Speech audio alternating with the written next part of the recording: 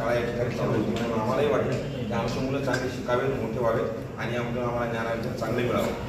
परंतु यामध्ये जी काही या वर्षीचा एप्रिलचा निकाल लागला त्यानंतर आम्हाला समजलं की मुलामध्ये जो गुणदान आहे आणि ज्ञानाचा दर्जा आहे याच्यामध्ये तफावत आहे. म्हणून आम्ही उत्तरपत्रिकेची मागणी केली असता उत्तरपत्रिकेमध्ये आणि प्रदानपत्रिकेमध्ये फसवणूक झाल्याची दिसून आली, मार्क वाढवून दिल्याची दिसून आली. त्यामुळे आम्ही 12/6/2023 रोजी एक अर्ज दिला सर्व पालकांनी. जवळपास 300 पालकांनी त्याच्यावर स्वाक्षरी आहेत आणि त्यानंतर यानुसार आम्ही एक आंदोलन ठेवलं होतं 19/6/2023 रोजी. या आंदोलनाच्या दरम्यान माननीय शिक्षणाधिकारी यांनी माननीय मुख्य कार्यकारी अधिकारी यांच्या आदेशाप्रमाणे एक समिती स्थापन झाली.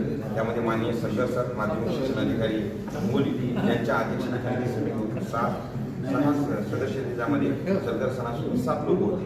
अशा समितीने अहवाल दिनांक 11/8/2023 रोजी सादर केला आणि या अहवालामध्ये संपूर्ण 57 मुद्द्यानुसार या शाळेमध्ये कशी फसवणूक झालेली आहे या बाबीने